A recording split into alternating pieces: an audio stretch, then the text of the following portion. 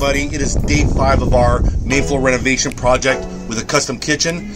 Today we are going to replace this builder sliding door with a beautiful 7-foot tall French door. As well, my carpenters are coming in to start laying hardwood floor, but first we're going to hop in the truck, head to my supplier to pick up the door.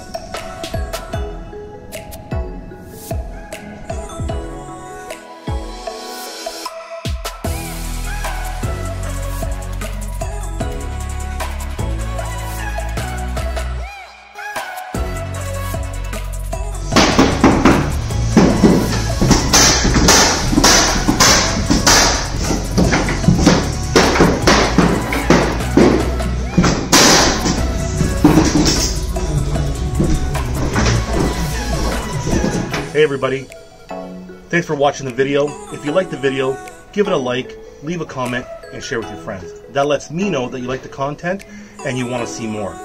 In the meantime, to all my followers and clients, thanks for all the love and support, especially during these uncertain times. I appreciate your business and your trust.